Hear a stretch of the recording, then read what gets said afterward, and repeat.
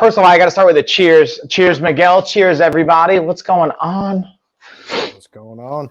So, fun fact you guys might notice, and you can probably tell from the description of this post, Miguel is kind enough to be joining us live. So what we're going to be doing is, I saw one of your posts on TikTok, and I was like, yo, this is awesome. I saw you getting after it. I messaged you, or I forgot if like maybe you messaged me first. I was just following up, and I was like, yo, like let's get something going. Let's work together. I thought it was really inspirational, like your story. So tell me how much of that you even want to dig into. But I figured we could kind of start with a little bit about you, a little bit how you got into fitness. And then basically I'm going to treat this just like a coaching session. And then I'm going to start to like ask questions, take notes. And I figured this could let everybody see like what our coaching sessions are looking like from the lifestyle of fitness side of things. And then also get to know you a little bit, because this is going to be like a reoccurring segment, I think, if everyone enjoys it and if you're enjoying it and it goes well. So having said all that, I'm going to kick it to you, dude. Hit us off with like your journey, how we're here, and like all the little pieces that connect it in the meantime. Yeah, for sure. I guess I'll try and give you the quick version, because I could probably go on for hours. My name is Miguel Reyes. Everyone just calls me Migs. I'm 34. I'm from the Lehigh Valley, Pennsylvania, about an hour north of Philly, if anybody doesn't know the area. I identify as a recovering alcoholic. I have 3 children, 2 that I don't get to see that live with their mother, that are teenagers. And then I have a toddler that lives with me and my wife right now. And so I was full-blown alcoholic all through. I grew up a child of addicts. My dad is an alcoholic and drug addict. My grandmother's an alcoholic. And so I grew up around it, always said I wouldn't get involved in it. And I did exactly the opposite. I got myself in some legal trouble when I was 18. I got arrested and charged with a felony for delivery of a controlled substance. And when I started getting piss tested, I realized it was really easy to get around the drug test with drinking. And that's where pretty much it launched off. When I turned 21, I started drinking, and I really never looked back. For the next 9 or 10 years, I pretty much drank more and more progressively. When my youngest son was born, he was a couple weeks old, 16 days old to be exact. And I was just holding him one night, and I decided that enough was enough. And I went to church that weekend, went to an AA meeting, and kind of never looked back with sobriety. And in that whole time, like through my 20s, I was really overweight. I mean, I'm only 5'7", 5'8", depending on what shoes I'm wearing. And I got as big as 235, which is, it's pretty fat. I was pretty much like an Oompa Loompa. And I dropped a little bit of it just by getting into the gym a little bit more. I would start doing I would do Spartan races and Tough Mudders and stuff with friends. This is back when I was drinking still.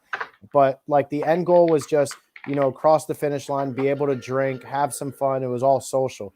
I wasn't really taking it serious. And when I sobered up, going to the meetings as often as I started jogging to some meetings or walking to meetings or riding a bike to meetings, going to the gym afterwards, because I figured the more time I was doing that was the more time I was sober.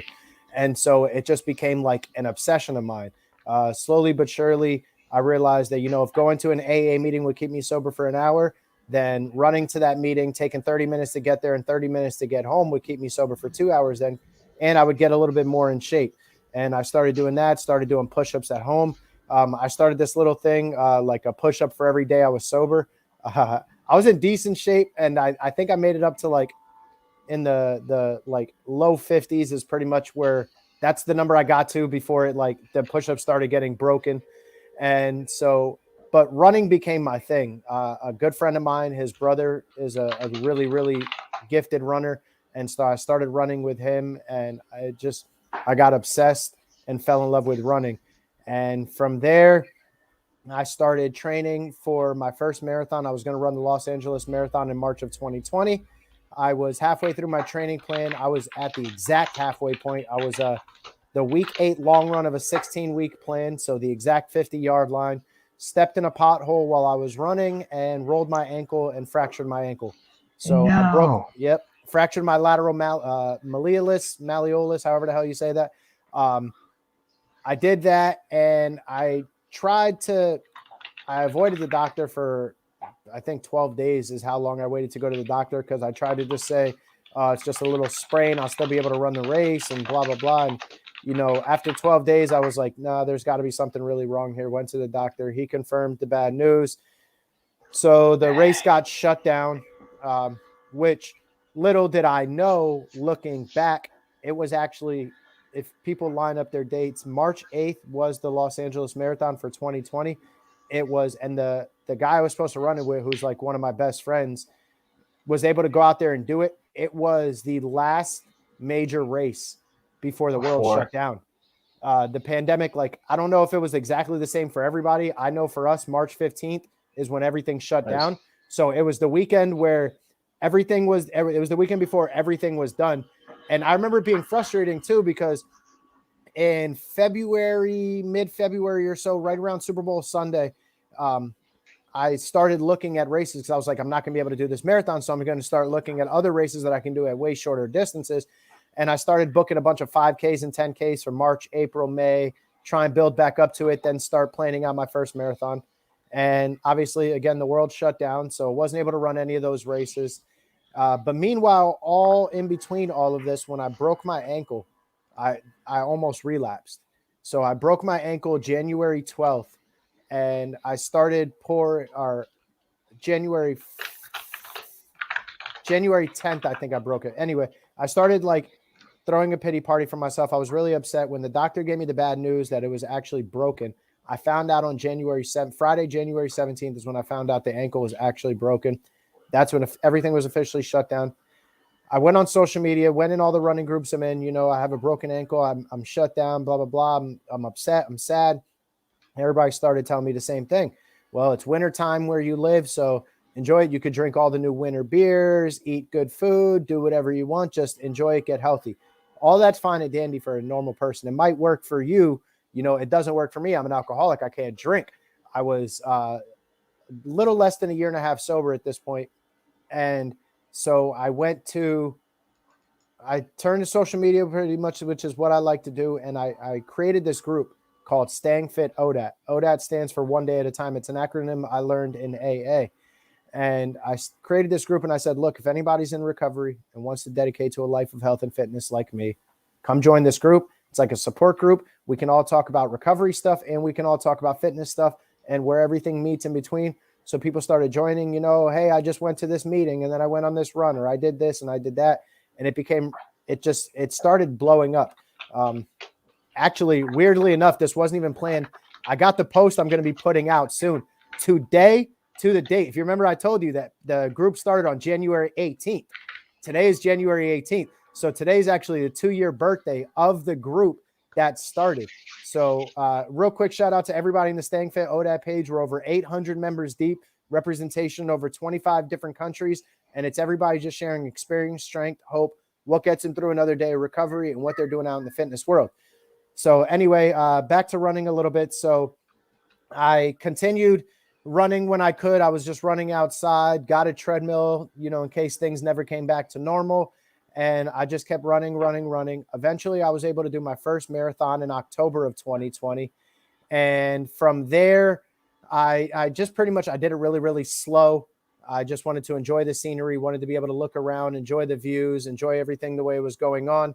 And sorry, that was me. I was just texting you the link for Amazon. If you want to drop the info for your group and all that fun stuff, you could drop it on Amazon as well. Oh, for sure. I appreciate that. I got you, dude. So I did that marathon. I took it pretty slow, wanted to just enjoy it and, you know, be able to take pictures, take videos, stream it into the Facebook group and whatnot, because it was my first marathon. And I knew you never get that opportunity to get your first marathon back. And so it was everything I expected. I even pulled up a live video, and my mom actually streamed in with my youngest son, like a quarter mile before I crossed the finish line. I slowed down so I could record it with them. And like, it was just a very emotional experience. But from there, immediately, as soon as I crossed that finish line, my goal was I want to qualify for the Boston Marathon. Like the minute I crossed that finish line, I was like, all right, now time to take shit serious. Sorry, excuse my language. I don't know. Do I have to watch my language on here? On Amazon, you got to watch like F-bombs in certain language just because they get Amazon's super tricky with that stuff. Okay, cool. All right, for I'll do my sneaky. best. I don't personally care, but I tend to from time to time. But if we're like going super hard, we might get flagged. So I got you. So I wanted to take it very seriously. So as soon as I did that, a month later, I hired a running coach, and I was like, I want to start taking this serious. We started gauging my fitness. I ran then my next marathon in March of 2021, brought my time down a little bit. Knew I still had more room in the tank, that I could still make things happen. And from there, I then started training for a marathon in October. My marathon in March was a 4-hour marathon. And for me to qualify for Boston, I needed sub 3 hours. So my goal was in October, get it down to like 3.5 hours. And then the goal was also going to be for March of 2022 is when I was going to try and qualify for Boston. So with my luck, the way I do now, I am training for that marathon. Everything is going really well. And then 10 days before the marathon, I'm actually coaching athletes. I was running a Couch to 5K program, and I was coaching athletes, and we were on our last in-person training run. It was the Tuesday before. Their 5K was going to be that Saturday. My marathon was going to be the Sunday after. We're in our last live run. We're enjoying everything. I'm using it as a dual purpose. I'm also treating it as one of my training runs. So I run out a little bit ahead. I don't even know if I wasn't paying attention. I don't know how it happened. I roll up on a walnut, bang, crack again. Tried to shrug it off. I was trying to be like, all right, I'm good. I'm just going to shrug this off. Adrenaline kept me going. I caught up to one of the athletes that I was training, and I told her, I said, I think I screwed up. This is starting to hurt. I think I screwed up. I'm going to try and make it as far as I can, because at this point I was still another 1.5 miles, 2 miles from my car. And I kept going again. I made it about another mile, and it pretty much the adrenaline wore off, and I couldn't run anymore. It got to the point after a couple minutes I could barely even walk. I needed help getting back to my car. Went to the doctor that night, and they confirmed my bad news is I fractured my fibula this time. So broken ankle again, or fibula, whichever one runs down your ankle. I always forget. So I broke that bone, and actually the same foot that I broke my ankle training for my first marathon. So I started going to physical therapy, started working through everything. And that's when I started getting a lot bigger on TikTok as well, as far as like posting a lot more, posting through the struggle and whatnot, doing physical therapy. And I just got back into running. I actually just ran my first race in January, significantly slower because I got really fat and out of shape. It just being down from not being able to train. I got really bad. I gained like 30 pounds in like 3 months. It just got really bad. So I'm a little overweight right now, but I am back to it. I'm running pain-free, and I've been in the gym a lot as well. And so I was posting videos, and that's kind of where you and I met. Is I forget which exact video I was posting, but I was doing something, and you were like, yo, this is dope. I love that. I love your story, and that you got a podcast going on, and maybe we can do something together. And so I reached out to you in the DMs, and it was a little bit before the holidays, and you were like, yeah, let's just touch base as soon as the holidays are over. And so as soon as I ran that race on New Year's Day, I was like, I feel like I'm back. I feel like I'm good. So, why not? I already got a run coach. We're focusing on all my running goals. She puts me in great stuff, and she does give me some cross-training workouts.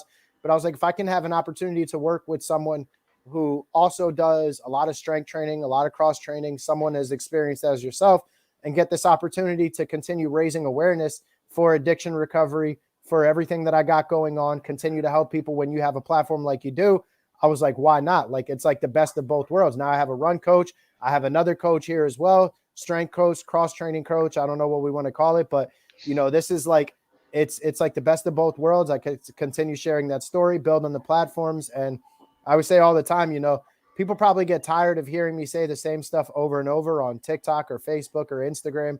But you know what though? If 100 people are watching the video and 99 are annoyed for seeing the same thing over and over again, but one person heard something they needed to hear and they go out and they make the next right step, maybe they put down the drink or the drug today, or maybe they don't have addiction issues, but maybe they're struggling mental health, and maybe, maybe someone with suicidal thoughts decide that they're not going to do something stupid today.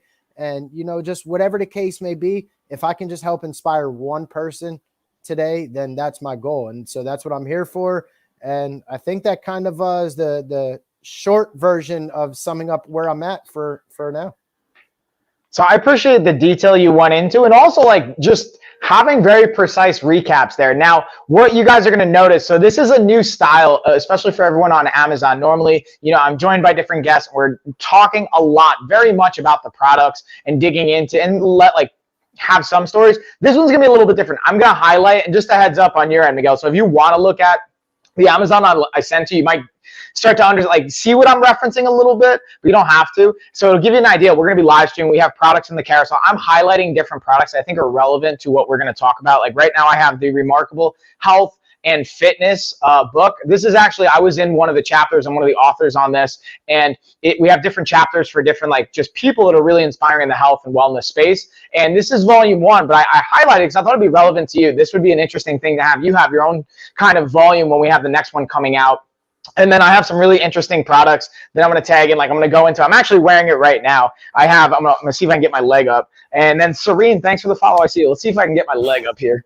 So I got my compression, I have a full lower body leg and foot compression on. So this made me think of even for running. Miguel, I'm wondering, do you do anything like that? Talk to me about and this is where I want to segue, and these are the kind of questions I want to ask, is looking at, like you said, you already have a running coach, right? And they already have cross training involved there. So what I thought I could bring to the table is looking at nutrition and what we can do nutritionally to piggyback on optimizing your refuels, hydrating, and all the fun variables like managing inflammation, as well as just balancing out some of the other aspects there and setting up some more workouts, looking at self-care and recovery. So say all that to say, talk to me a little bit about what self-care looks like for you, whether it's stretching, mobilizing, if you do any soft tissue work, what's kind of that looking like in your life right now, especially after doing PT. I imagine, excuse me, there was maybe some tools or some bands or things they gave you that might have been helpful. Yeah. So first off, my nutrition is absolute dog shit and something that I want to focus on. Yeah. It's something that I definitely want to work on. And I got an injury also back in July. I don't know if it was from overtraining or looking back. I was doing a hack squat and I let my I unfortunately locked out my legs. And, okay.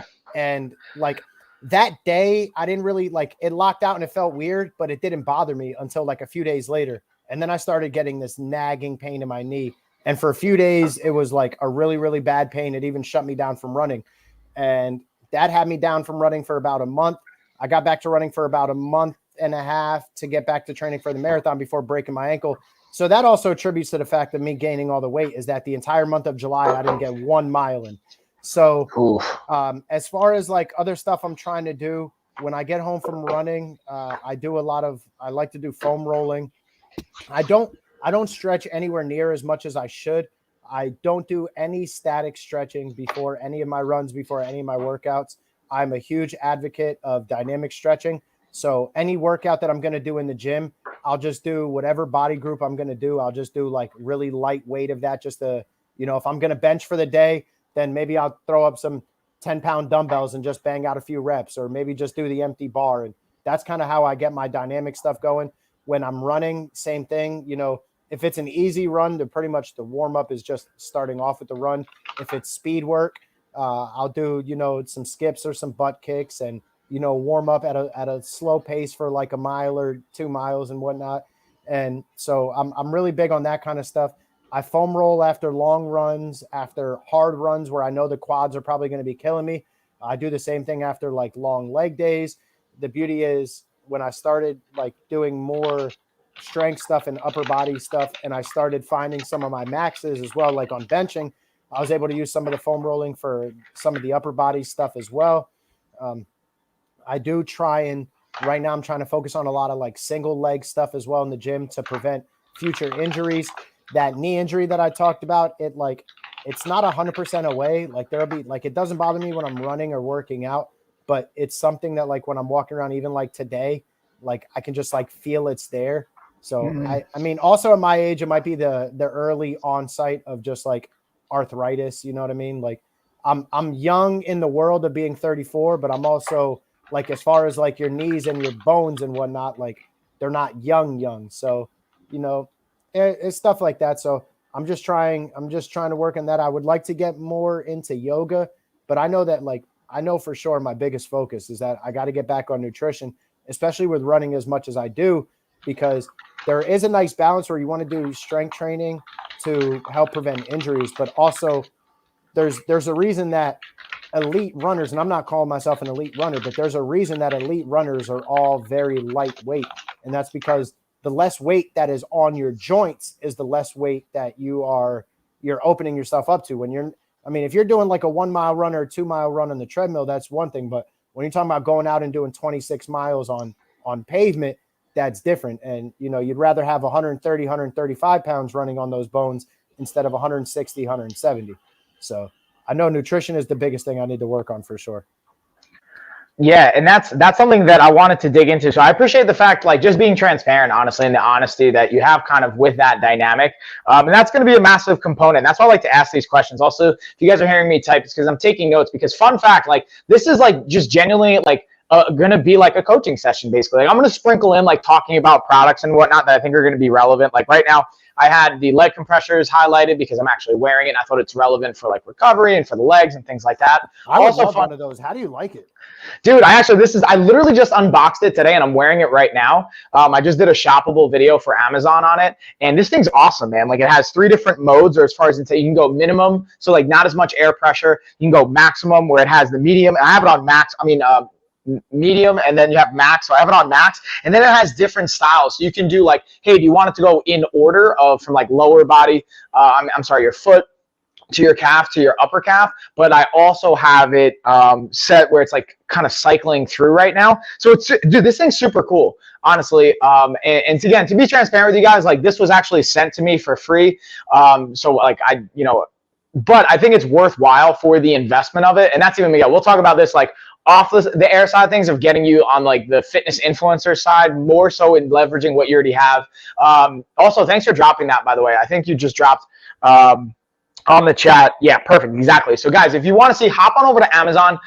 I'm going to call you Migs. Also, fun fact about that name, Migs. I love that name. That was the name of my my high school baseball varsity coach, and he was one of the most influential people in my life because he cut me from the baseball team the year after we won a state title, and I was like 230 pounds and like overweight and really unhealthy at 16.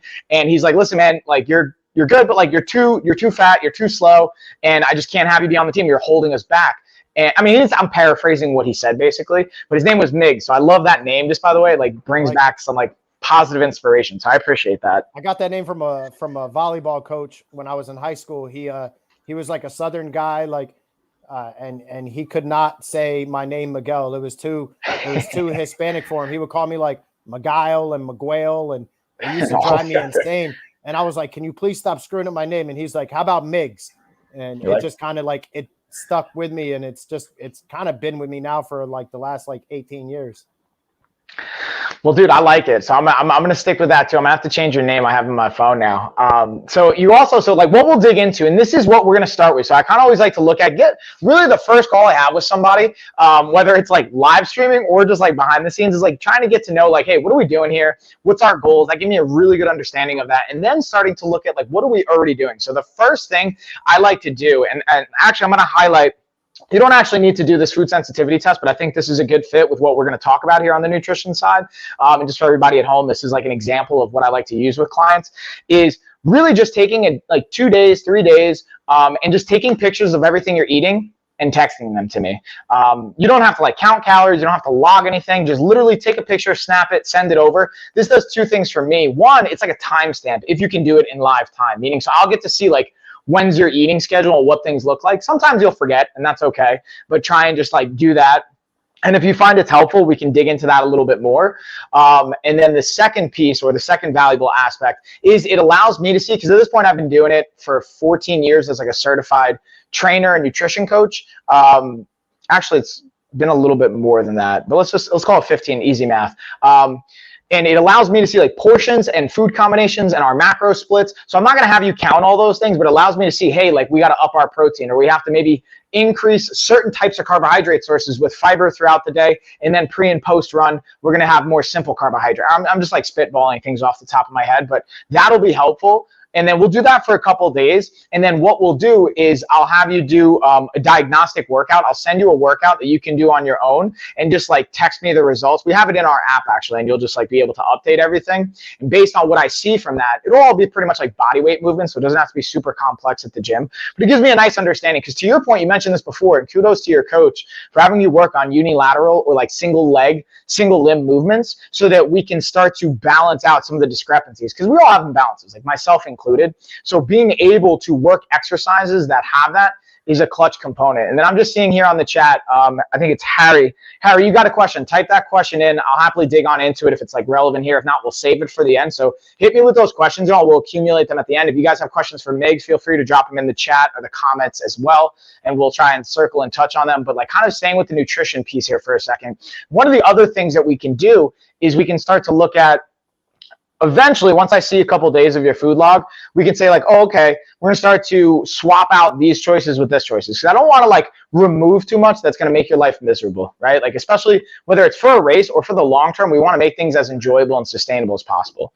So anyways, with that being said, I'm also kind of curious, talk to me about, you know, what your training schedule is looking like right now. Obviously your coach is handling that with, and it probably varies week to week, but I'm wondering if there's any anchors in your week, whether it's like maybe 2 days of weight and resistance or cross training, 1 day, if it varies week to week, like what does that kind of look like right now? Because I want to update and add my notes so I can brainstorm with you from there. So prior to this most recent injury, it was because of my schedule, me working in the restaurant industry and whatnot, my schedule can kind of like be hit or miss.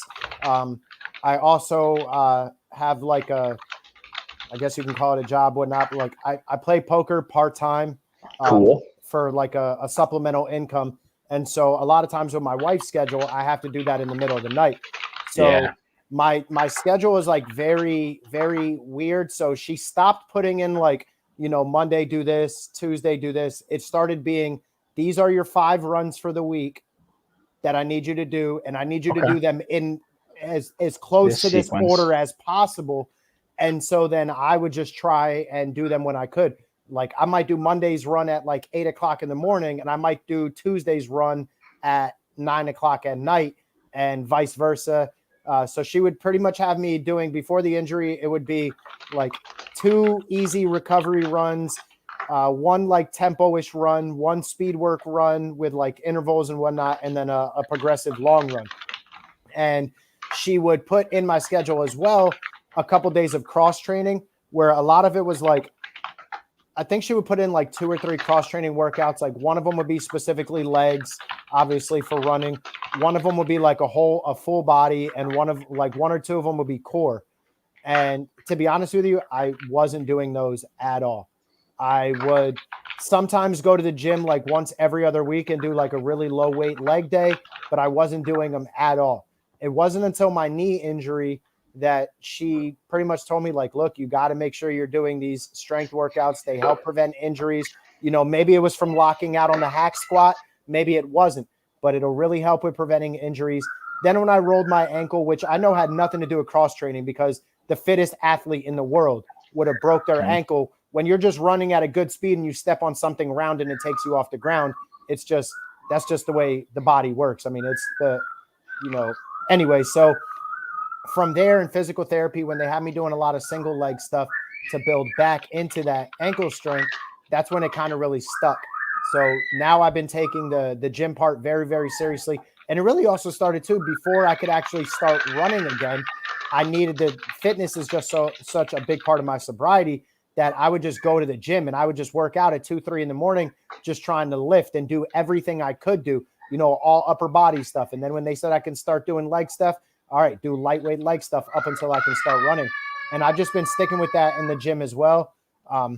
So, I mean, my schedule is pretty much like right now, now that I'm pretty much back to normal, I'm running like 5 days a week, and I'm working out in the gym probably 5 days a week. Sometimes I'll do them both at the same time. Like I'll go to the gym nights like last night. I went to the gym and I did my run on the treadmill, and then I immediately did like shoulders and core afterwards. Sometimes if I know it's gonna be a little bit of a harder run and I know it's gonna take some energy out of me, I'll do the run in like the morning and then do the gym maybe a few hours later when I get to replenish a little bit of energy. But that's pretty much where I'm at right now, is running 5-6 days a week and working out in the gym like probably 5-6 days a week as well. So yeah, you got definitely a packed out schedule. So that's a big variable, because I've worked with I've never run a full marathon. I've done half marathons. I've done triathlon sprints, just to get somewhat of an understanding on the more endurance side of training when I do work with clients. I think it's important to have some dynamic or aspect of familiarity with it. But I also have worked with Ironman athletes, endurance, marathon, the whole deal. So we get an idea of that. And I think it's great that you already have that running coach dynamic to have that specialty. And then to complement it, because you're doing a lot of times 2 a days, and there can be a massive need for calories. The tricky thing that I'm curious your thoughts on this, because I realized that from being a professional fighter and athlete to training 2 or 3 times a day, 6 days a week, to training once a day, 6 days a week, or 5 days a week sometimes, the calorie needs are different. So when you get injured, not only you're not running and whatnot, but the amount of calories your body overall needs will change. And it become a lot easier to potentially eat the same amount, but then put on weight, which I'm curious, if that resonates with exactly you. What I did. That's exactly, because when I was training for my marathon,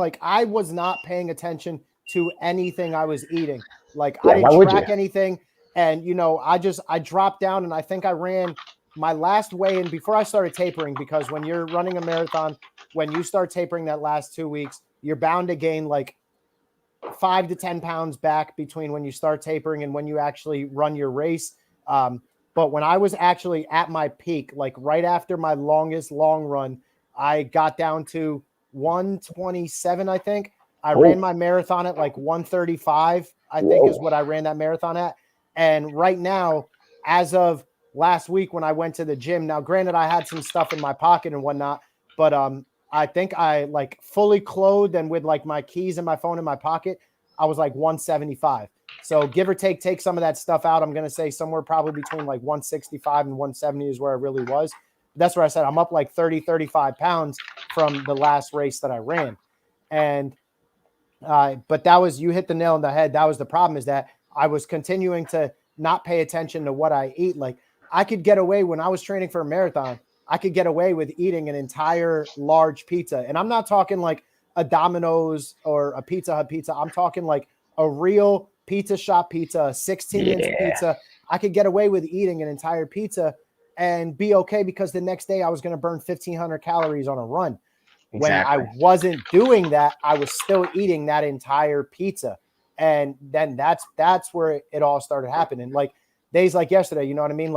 Eating 2 chicken sandwiches and a handful of fries. And I've been trying to do a little bit better, not frying the fries, I'm baking them.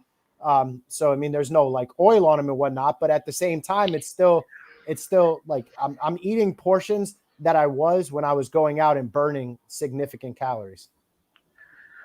So that's exactly it. So one of the things this makes me want to tag in and kind of get your thoughts on is, and not only looking at our weight by itself, and to your earlier point though, this is a very important point. When you're doing endurance type training, there's 100% that variable of the lighter you can be pound for pound, usually the better overall you will be able to perform, with certain caveats, right? Obviously we want to have a certain percentage of lean muscle tissue. We want to have a proportion to where our body's going to work. And then there's even this idea of, not only we want to be leg dominant or mostly leg strong, but also having the core. So having a certain amount of upper body posterior development, so that we're not also negatively impacting other dynamics and performance and positions of where we want to place our body for running, which is a whole nother topic we could dig into a whole nother time. But the thing I actually have highlighted on Amazon that's relevant here is this Fit Index Smart Scale. And the reason I bring up a smart scale, I literally just did a whole week of content on this last week and a whole podcast on it. And the reason I think it's relevant here is being able to use that information to understand, hey, so total weight 165, 170, give or take, right? And then being able to understand what percentage of that is lean body mass, what percentage of that is water, because that's another interesting point too, or variable we have to consider is when we're running for 2 to 4 hours, 4.5 hours, the loss of fluids and electrolytes, and then the impact as little as 1% of your body's total weight in loss. So I'm 200 pounds, 2 pounds of water weight, which I can lose within 15 minutes of just working out, because I sweat really easily. it can negatively impact your performance and your cognitive function too. So then your brain doesn't perform as well. Then after that, your muscular endurance starts to go, your aerobic work capacity, your muscles start to not perform as well. So that's another whole variable. So when we can look at like smart scales and things like this to be able to say, oh, okay, I'm at 60% water for the most part. This week I'm at like 52%. I need to really make sure I'm leveraging my water intake, my electrolytes to replenish what I'm losing during my training sessions. So I say all that to say, I'm curious if at the gym or if at home you have any kind of like smart device that's checking your body composition, because that might be something that we look to leverage as well. Before I answer that question, I do want to real quick, because we're live, I just want to throw a shout out. My wife is actually leaving for class right now. Behind every addict, behind everybody struggling, behind all that, usually the blessed ones are lucky enough to have somebody holding them down, whether it's their wife or their husband, whatever. My wife has been there since day one, never gave me an ultimatum, never put that spot on me. And because of that, I was able to have a healthy recovery, and something I'm working on right now. So she's a savage. She's a rock. And right now she's on her way to class right now. She's in nursing school. She's working full-time and going to nursing school full-time to try and Rock give a better star. life for all of us and for our son. So definitely want to give her a shout out as she walks out the door. As far as smart technology, all I have at home is like one of those like basic scales. All it says is your weight. It's just a regular digital scale. I do have a Koros watch, Nice. for running. So, you know, it tracks all of my running metrics. It gives me my cadence and my foot striking and all that. It gives me my heart rate, which I don't always believe is 100% accurate. I want to actually maybe get like an actual heart rate monitor, because the differences in the heart rate on this watch are unbelievable. Like I'll have it in run mode and it'll say I'm in 160, but then like I'll be doing the same exact running at the same exact pacing 2 minutes later. But because I shut the watch off, like the regular heart rate tracker will say I'm at like 105. And I'm like, how does that make sense? I didn't even stop. So I don't know which heart rate to believe on that. I want to get an actual tracker, but that's pretty much like the extent of as far as like smart tracking technology that I have. So, and that's always a question. We can dig into this as well. Like I even have it on, and that's why I wanted to ask, because I'm such a huge fan of it. And it's like for $20 to me, the reason like not to get it is like, I think in exchange, especially because like getting a scale, like obviously you already have a scale, so this is a different conversation. But when we're looking at scales, for everyone at home, you guys are thinking about this. If you're thinking about getting a scale, just take an extra second, get a smart scale. I personally like Fit Index. To be transparent with you guys, like I'm just like, I favor them. I don't get sponsored by them, at least not yet. I'm actually trying to get sponsored by them because I love their product and I love their brand, honestly. But that's my go-to favorite, and it's like $20 right now. They had a deal. It's like $17 here on Amazon. That's it? Normally it's like for a scale. Yeah, dude. I think it's such a great investment and option. As well as stupider things with $20. I'm probably going to buy that today. Right? Like, and I think that, so here's the cool thing. It'll pull it up on an app, and then I have my clients send it to me. So the cool thing is like, you can actually share that data with me. So every time you check it, you can check it, and then it automatically shares the data to me. So I can see your lead body composition. You can send it to your running coach. You can see your water percentage breakdown. You can actually see visceral fat compared to subcutaneous fat, which is a fancy way of saying visceral fat's the fat around our organs and our midsection, as well as subcutaneous fat's like the fat around under our skin everywhere else. So I personally hold on to quite a bit of visceral fat compared, I think, to the average population, just because like genetics and stress levels and cortisol that's in my body, because I'm constantly stressed. I'm working on that now, honestly, so that's been helpful. But seeing those data points, we can leverage and shift your training. And then to your point with the resting heart rate, like I have highlighted a different brand smartwatch, the Dorilla one. That's the one I have now. So I'm going to like pull up some data on this. I just like looking at data. And again, even if the steps or the heart rate or all those things aren't 100% accurate, what I care about is consistency, meaning that if it says your heart rate's 105 beats per minute, if you were doing the same work activity, if it shows 105 beats per minute again, and if it's comparable, which it seems like maybe with the watch that you have, it may not be the best option. That's the thing. The weird thing about this watch is it is very like, I came from a Garmin, and like in the running world specifically, this Koros watch is like, it's very like elite. It's something, it's actually Eliud Kipchoge, who is like the greatest marathoner of all time. He jumped on board with them. So they really like put a lot into it. And it's like an unbelievable watch. The heart rate stuff that I noticed that's off with it is stuff that I noticed that was going on with the Garmin as well. And the more and more research I do, I'm finding out that it's like one of those things that a lot of running watches are just going to be inaccurate with heart rate in general. Like a lot of athletes, even like the podcast that I listen to and whatnot, they talk about like if they're actually specifically doing heart rate training, they'll actually wear the strap because the watches and the thing is, like you said too, it's consistent though. Like whether it's off or it's accurate, whatever it is consistent because it'll show me 160 at all the same runs. It's just weird that like if it's in like non-activity mode, it'll show one thing, and then if it's an activity, it'll show the other. But whatever, if I'm in that activity, it will show consistently. But as far as like, I love it because GPS, like I ran with people actually with Garmin, and they actually believe that the satellites that the Coros use is even a little bit more accurate. Like I actually just ran a 10K, and I personally know the race director that did the measurements, and I know he is like unbelievably meticulous. So I knew when I would see the mileage signs that it was probably to the inch accurate, and my watch was going off like every time I was lateral to the sign. So it was like everything with this watch is unbelievable. It's just the heart rate, which I noticed with 2 different Garmin watches. So it's just been every watch that I use. I need to get a strap if I actually want to take heart rate as a very serious consideration. Yeah, so to piggyback on that point, I think that's another one is like looking at what's our priorities and what we're looking to get at. And ultimately, here's an interesting point. I'm curious if you've played with this at all or paid attention to this, because it's something I got from a strength coach a while ago that I've seen come up and like digging into different types of research and text that has been helpful, is looking at our resting heart rate first thing in the morning. So maybe, and that's why I like smartwatches and I like those types of tech where maybe when we're exercising or working out, it's hard to pick up the exact rate because we're moving and it's getting different things, and the sensors that it's using is usually going to be a little bit off. But looking at our resting heart rate first thing in the morning becomes really helpful because I say, and this is something we can do this week if you want to try this as well. When you first wake up in the morning, first thing you do before you get out of bed, before you do anything else, check your heart rate, see what your heart rate's at, and then you get an average for like 5 to 7 days, and you can like text it to me first thing whenever you wake up if you want. I can actually tell you that right now. Like this app actually track, and while you were saying this, I actually pulled it up. My average resting heart rate right now for the last 30 days is 54. All right, awesome. Let me write this down. Heart rate.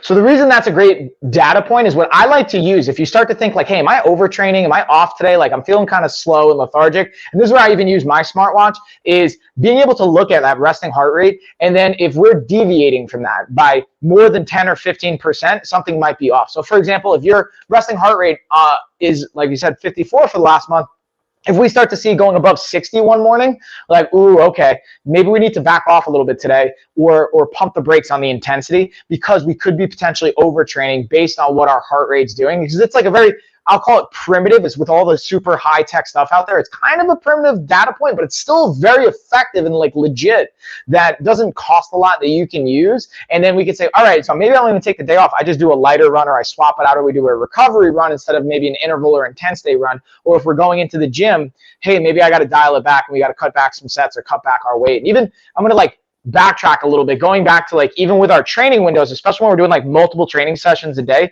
being able to give yourself at least 6 hours between training sessions has, from what the research I've done looking at different texts and looking at different studies, being able to give yourself at least 6 hours tends to be ideal. If you can do more than that, great, but giving yourself at least 6 hours can really help set yourself up to optimize and get the most out of every training system, which isn't always going to happen. That may not always be the option, but I just wanted to throw that out there as well, of something we could work on. All right, so let me just pull up.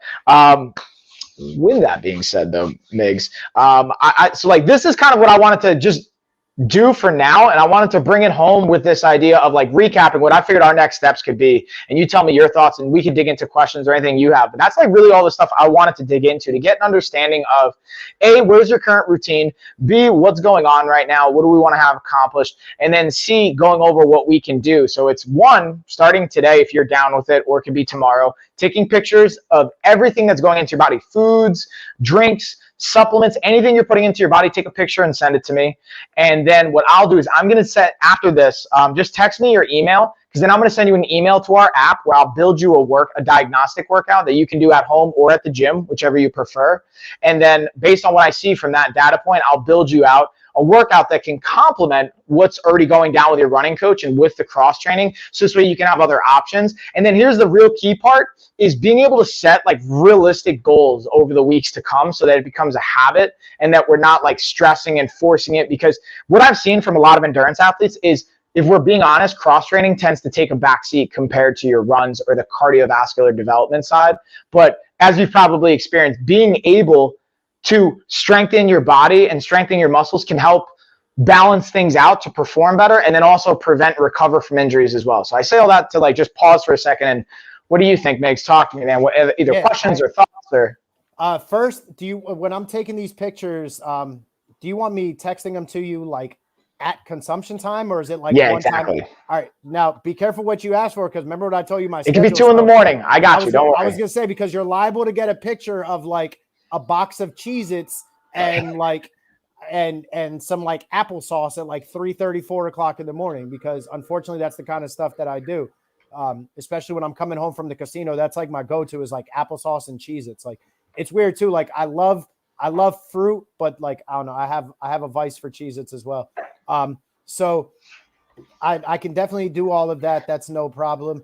As far as like the strength training taking a back seat, like I know that does happen for a lot of people. The difference for me though is that I think where people have trouble with that is like they're like, oh, I want to be able to bench this, or I want to be able to do this or do that.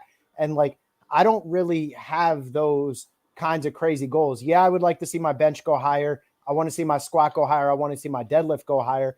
But when I go to the gym to work out, it's for 2 reasons. It's like, first, it's to continue like that peace of mind, because I'm not allowed to run, 2-3 times a day. So if I already ran and I want to do something more fit, then I have to go to the gym. So it's to continue building on my sobriety, be able to spend time with myself, and focus on becoming a stronger person. But it's also to maintain future injuries and prevent future injuries as a runner. So I'm okay if my bench never gets, like I just PR'd at 175 last week. If my bench never gets above 200, I'm okay. I'm not going to lose sleep over that. Now, as a runner, because my legs are getting stronger, I do have maybe some squat goals and some deadlift goals that I would like to hit. But like, as far as like upper body, I don't care that I'm not going to, look like Johnny Bravo. If anything, I want to look like reverse Johnny Bravo. Yeah, like I'm cool, like being skinny up top and having massive legs. Like I'm cool with that, because that's what's going to protect. But like, that's where I'm at with that. So I do enough to try and stay sane, feel healthy, and to hopefully not get injured, and to just feel good when I'm trying to flex on a picture or, mess around with my wife and try and show her what she's married to, that kind of stuff. I totally feel that, dude. And then like, again, I appreciate just like the perspective and like digging in and being open to this, and also for you taking the time, man, and like being on board with this, because this is a lot of fun. Like I love doing this, man. This is like, I'm really grateful I get to do what I love for a living, and like that old cliche of like, if you do what you love, you never work. Like this is legit, like, man, like I look forward to every aspect of this. So I'm excited to be able to have this be another piece to what we're doing and to share this with everybody. So literally, like, I figure we'll wrap it up here. Appreciate everybody checking out on Amazon and all the other platforms. If you guys have additional questions, again, Migs, I'm going to circle back, and then I'll also get you on all the other platforms and tag you and share your group information so everyone can find you there as well. We do have the TikTok link to your profile, so if you guys want to go check out Migs on TikTok, I've got his information in the description. Here on Amazon, I'm going to add it in to the chat. Let me actually pull that up right now. Pull this bad boy up right now so we don't have to worry about it, and I'll drop it in the chat. And yeah, man, I appreciate you taking the time, especially with like crazy work schedule and life, and we'll dig into, and that's like a whole nother variable we'll also look at is like the sleep side of things, stress management. Like those are all variables and factors we'll be aware of as well that plays a huge role. For sure. I'm actually looking forward to being able to work together and do all this. I'll be honest with you, when you first reached out, and this isn't even at you, I'm sure you've seen this all the time.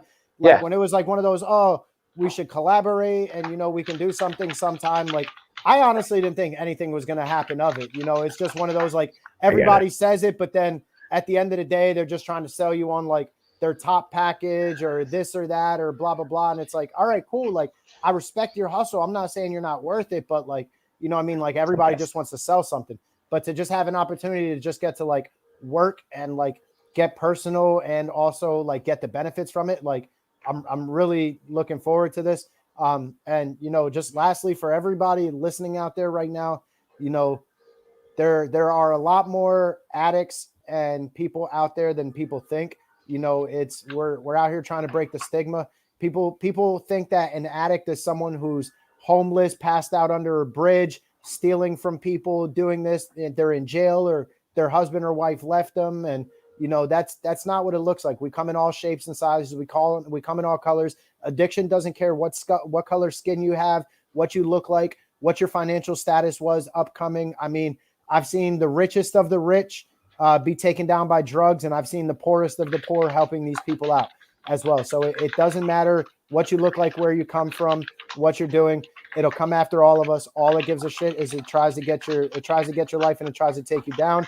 I promise you, even if you're not struggling, I promise you, somebody that is. So just be a little bit more mindful out there. People, love on people, help people out, be there for people. If someone's trying to talk to you, and it's not even just about addiction from substances and alcohol, people are struggling with mental health issues. People are dealing with their own anxiety, depression. You never know when something you're saying can help someone. You never know when just answering that phone call might prevent somebody from doing something. Like, I host people on this podcast, and I've had people that are like, I was going to make this phone call, and if so-and-so didn't answer, I was going to end my own life. And thank God so-and-so answered the phone call. So you never know. Do your best. Try and help people out. And if you yourself identify as someone in recovery and you want to focus on a better life of health and fitness, check out the podcast, Staying Fit ODAT, one day at a time. Check out the Facebook group, Staying Fit ODAT as well. Follow us on Instagram. All those links will be in there. But if you need help, please reach out. Even if you don't feel comfortable being public about it, joining the groups. If you don't feel comfortable saying something out loud, find me on any one of these social media platforms. Send me a message. I'll give you my phone number if you need to chat. But please, everybody just know you are not alone. There are people out here who want to help you. Even if it's strangers, there are people that want to help you. There are people that want to love you. And we all want to get through this struggle one day at a time. That's why I always say one day at a time. It applies to more than just addiction. It applies to fitness. It applies to everyday life. It applies to my wife who's not dealing with this trouble, who just trying to go through work and then go through school. She's going through this one day at a time. That's something I think we all live by. And that's my mantra, and it's my life thing. So please, people, care for each other, love each other, and reach out if you need help. Please just know you're not alone. Migs, well said, homie. I like just to embody all that, and then shout out to, again, everybody. I see you guys in the chat here on Amazon. Lewis, what's up, homie? Unfortunately, we're actually bringing it home and wrapping it up. So we're going to wrap it up here. Again, Migs, we're totally going to have you back, whether we'll figure out maybe like either a bi-weekly or a monthly schedule or whatever we'll figure out. I'll communicate you. We'll talk behind the scenes. And with that being, I'm going to be going live tonight, guys, here on Amazon on the Coach Mike channel. So if you guys check out around 10 o'clock tonight Eastern time, you want to hop on Amazon Live, I'll be going live with my cousin Gino. We'll be breaking down more like fitness and lifestyle products and checklists and dinging as well as fun stuff. But again, Migs, I appreciate you taking the time to do this, sharing your message, and just, we're here, y'all. So I'm going to finish it up with the cheers, homie. We got to get the cheers on. Cheers. Much love, everybody. Be safe. All right, so I'm just hitting that on Amazon, and then we're going to end, bam,